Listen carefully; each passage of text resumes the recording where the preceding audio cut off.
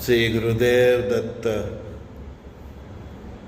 આપણા બધાનું બેઝિક મૂળ, આપણી સંસ્કૃતિનું ધરોહર, આ રાષ્ટ્રનું ધરોહર શ્રી રામ, કૃષ્ણ, શંકર, હનુમાન, શ્રી ગુરુદેવ દત્તાત્રેય ભગવાન છે.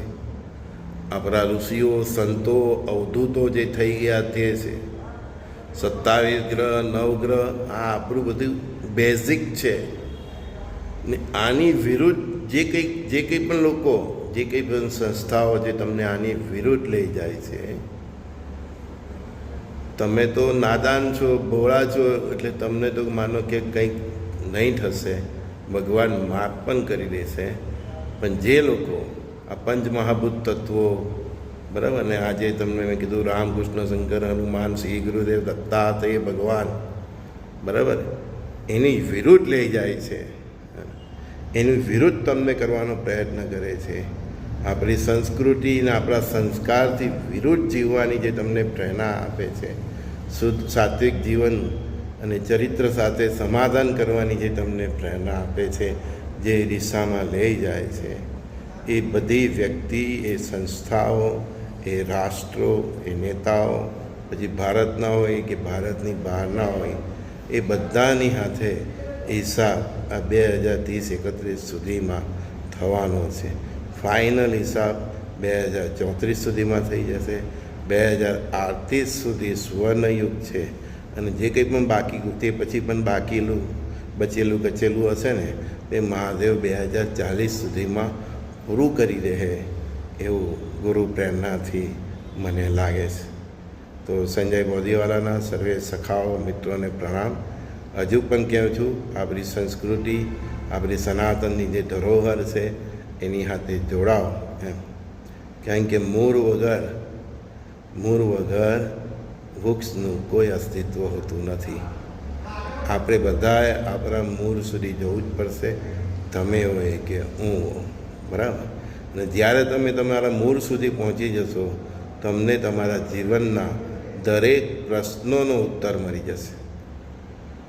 પછી ન તમને કોઈ બાબાઓની, આજકાલના જે બધા ફેસબુકિયા ને યુટ્યુબના બધા બાબાઓ થયા ને, એની જરૂર પણ નહીં પડશે, સમજ્યા.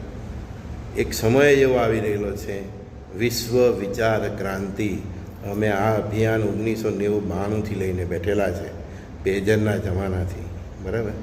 અમારા જેવા અસંખ્ય લાખો પરમાત્માના સેવકો છે, અને તે દરેક જણ પોતપોતાની રીતે પરમાત્મા જે વાણી બોલાવે, અંતરાત્મામાં જે પ્રેરણા આપે, એ પ્રેરણા પ્રમાણે નિષ્કામ અને નિસ્વાર્થ ભાવે, જાત પાત ધર્મ ભૂલીને, ઊંચ નીચ ભૂલીને માનવ માત્ર માટે, કલ્યાણ માટે કાર્ય કરી રહેલા છે.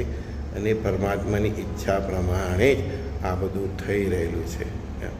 ઘણા એવા પ્રશ્નો કે જે મારું શું એ પ્રશ્ન ન કરો. આ વિશ્વનું શું થશે એના માટે જીવો, માનવતા માટે જીવો, માનવ સભ્યતા માટે જીવો, પરસ્પર દેવોનો ભાવ જાગૃત કરવા માટે જીવો, વસુદેવ કુટુંબનો ભાવ જાગૃત કરવા માટે જીવો, પ્રાણી માત્ર માટે દયા રાખવા માટે એ ભાવ જાગૃત કરવા માટે જીવો, માનવતા ફરી સ્થાપિત કરવા માટે જીવો, બરાબર ને, શુદ્ધ સાત્વિક વિચારોને પ્રેરિત કરવા માટે જીવો, માણસને માણસ બનાવવા માટે જીવો. હું ફરી કહું છું, આ પૃથ્વી, આ ધરા, આ પંચતત્વો, આ તમને જે ધન, ધાન્ય, સમૃદ્ધિ, આરોગ્ય, આયુષ્ય જે કંઈ મળે છે, જે તમને વૈજ્ઞાનિક ટેકનોલોજી મળે છે, જે કંઈ પણ તમને સુખ સુવિધા મળે છે, એક જંગલમાં રહેતો આદિ માનવમાંથી એને જેને આધુનિક માનવ પરમાત્માએ આપણે સૌને બુદ્ધિ, પ્રેરણા આપીને આપણી પાસે સંશોધન કરાવીને જે આપણને સુખ સગવડો આપી છે, જે ટેકનોલોજી આપી છે, એ મનુષ્યને મનુષ્ય બનીને જીવવા માટે આપી છે, નહીં કે વ્યભિચાર કરવા માટે, અનૈતિકતા કરવા માટે, અનીતિ કરવા માટે. સમજ્યા? આપણી સૃષ્ટિના મૂળ જ્ઞાનમાંથી જ વિજ્ઞાન પ્રકાશિત થયેલું છે. જ્ઞાન અને વિજ્ઞાનનો એક જ છેડો છે, ને એનો જ્ઞાનનો છેડો આત્મા છે, અને આત્માનો છેડો પરમાત્મા છે. જેટલા પણ પૃથ્વી પર સંશોધનો થયા છે, નવી શોધો થાય છે, આજે પણ થઈ રહેલી છે, કે બ્રહ્માંડના રહસ્યો પરમાત્મા જેટલા પણ આપણી આગળ ખુલ્લા કરી રહેલા છે, તો આપણા કલ્યાણ માટે જ છે. પરમાત્માનો ઇન્ટેન્શન આપણું કલ્યાણ કરવા માટે છે, માણસને મહામાનવ બનાવવા માટે છે, બરાબર ને. પણ એ સારો માર્ગ જે કંઈ પણ પરમાત્મા રહસ્ય ખુલ્લા કરે છે, બરાબર ને, તો આપણે કંસ કે રાવણની જેમ આપણી સિદ્ધિઓ, આપણું સામર્થ્ય, આપણે જે ટેકનોલોજીનો જે કંઈ પણ વિકાસ કર્યો એ બધી વસ્તુઓનો આપણે ઉપયોગ અસુર બનવા માટે નથી કરવાનો, સમજ્યા. આપણે દેવત્વ પ્રાપ્ત કરવા માટે આપણને પરમાત્મા શક્તિ આપે છે, આપણને ટેકનોલોજી આપે છે, આપણને જ્ઞાન આપે છે એમ.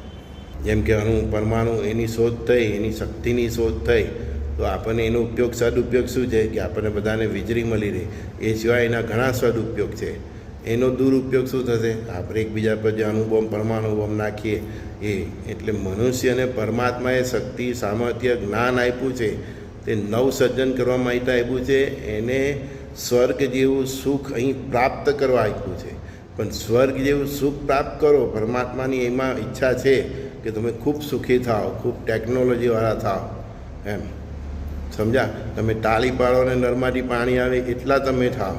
તમે અહીંયા બેઠા છો ને તમે અમેરિકા જઈ શકો એટલા તમે ટેકનોલોજીવાળા થાઓ, તમે ખુદ થાઓ. પરમાત્માની એની ના નથી, પણ પરમાત્મા એવું ઈચ્છે છે કે તમે શુદ્ધ સાત્વિક જીવન જીવો, ચરિત્રવાન બનો. વ્યભિચાર કરીને આપણે આ માર્ગે, ટેકનોલોજીના માર્ગે જવા માંગીએ કે ગમે તેટલું આધુનિક થવા માંગીએ તો પરમાત્મા એ સહન કરી શકે એમ નથી. અને એટલા માટે જ આ યુગ પરિવર્તન કરી રહેલા છે. અને હું ફરી કહું છું કે જેટલા પણ રામ, કૃષ્ણ, શંકર, હનુમાન, શ્રી ગુરુદેવ દત્તાત્રેય ભગવાન, આપણા 33 કોટી દેવ, આપણા ઋષિમુનિઓ, અવધૂતો, સંતો જેટલા પણ થઈ ગયા છે, બરાબર ને, એની વિરુદ્ધ તમને જાણીએ અજાણીએ લઈ જાય છે. એ મહાપાપના ભાગીદાર બને છે. આપણે કોઈનું નામ નથી લેવું, જે લોકો પણ એ પ્રવૃત્તિ કરી રહેલા હોય છે તેમને ખ્યાલ જ હોય છે પોતાના બાપની, પોતાના મૂળની વિરુદ્ધ નહીં જવું જોઈએ. તમે કોઈ પણ ધર્મના હોય, આપણા બધાના મૂળ બ્રહ્માંડ છે, બરાબર ને.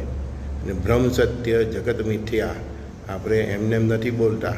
એનો અહેસાસ કરો, જે સત્ય છે એ દિશામાં લઈ જાઓ, બરાબર ને. અને સત્ય શું છે? મનુષ્ય બની રહેવો જોઈએ, પરોપકારી બનવું જોઈએ, એનું ચરિત્ર હોવું જોઈએ, એનામાં સંસ્કાર હોવું જોઈએ, એની પાસે જ્ઞાન પણ હોવું જોઈએ અને વિજ્ઞાન પણ હોવું જોઈએ. સમજી ગયા?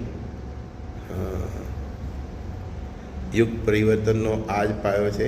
તો જે પણ રામ, કૃષ્ણ, શંકર, હનુમાનથી વિરુદ્ધ કામ કરી રહેલા હોય, એની અગેન્સ્ટ કામ કરી રહ્યા હોય, આ રાષ્ટ્ર, એની ધરોહર અને આ સનાતન ધર્મની વિરુદ્ધ કામ કરી રહ્યા હોય, એના માટે હવેનો સમય લાલબત્તી સમાન છે. પરમાત્મા બહુ દયાળુ છે. છેલ્લે પણ સુધરી જાય, એનું સુદર્શન ચક્ર છૂટે તે પહેલાં પણ સુધરી જાય તો એ સુદર્શન ચક્ર એનું વધ કર્યા વગર ફરી રિટર્ન થઈ શકે છે. સંજય બોધીવાલાના સર્વે સખાઓ મિત્રોને પ્રણામ. મારા નિત્ય વિડીયો સંવાદ, જે મારા ફોલોઅર્સ છે, મિત્રો છે, મારા સખાઓ છે, ભાઈઓ બહેનો છે, એના માટે નિત્ય આવતા રહેશે. એમની ઈચ્છાઓ હશે તેટલા વ્યક્તિ સુધી આ પહોંચતા રહેશે. પરમાત્માનું કામ છે, એને ક્યાં ક્યાં પહોંચાડવું એનું કામ છે. પણ એટલું જરૂર કહેવું છું કે જે પણ વ્યક્તિને રામ, કૃષ્ણ, શંકર, હનુમાન, શ્રી ગુરુદેવ દત્તાત્રેય ભગવાન, 33 કોટી દેવ દેવતા, આ દેશના અવધૂતો, ઋષિઓ પર જે શ્રદ્ધા છે, જેને ઈશ્વર માત્ર પ્રત્યે શ્રદ્ધા છે, ત્યાં સુધી આપણો સંવાદ પહોંચવાનો જ છે. શ્રી ગુરુદેવ દત્ત.